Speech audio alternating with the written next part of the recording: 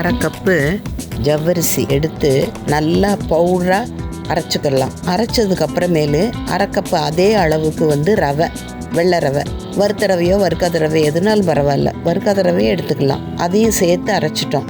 நல்லா நைஸாக அரைச்சிட்டோம்.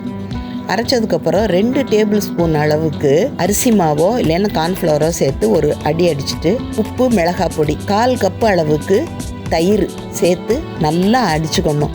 ஜவ்வரிசினால கொஞ்சம் கெட்டியாகும். நல்லா தண்ணி ஊற்றிட்டு பெரிய மிக்சியில் அடிச்சுட்டு அதை நம்ம ஒரு பாத்திரத்தில் எடுத்துக்கலாம். அதோட மிக்சியை கழுவி தண்ணி ஊற்றி நல்லா ரவை தோசைக்கெல்லாம் நீர்க்க கரைப்போம்ல, அது மாதிரி கரைச்சிக்கணும். கட்டி இருக்கக்கூடாது. மிக்சியில் போட்டு நல்லா நைஸாக அடிச்சிடணும். இப்போ இந்த மாவை எடுத்து வச்சுட்டு இதை ஒரு 1/2 மணி நேரம் நல்லா ஊற வச்சுக்கலாம். ஊற வச்சதுக்கப்புறம் வேணும்னா தண்ணி சேர்த்துக்கணும். சேர்த்துட்டு மீடியம் ஃப்ளேமில் இருக்கிற கல்லில் நல்லா பரத்தி ஊற்றணும்.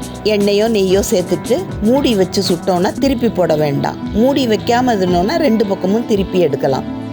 நல்லா டேஸ்ட்டாக இருக்கும். வயிற்றுக்கு ரொம்ப இதமான தோசை இது. மிளகாப்பொடி வேண்டான்னா சட்னி சாம்பார் வச்சும் சாப்பிடலாம். ஜவ்வரிசி தோசை ரெடி.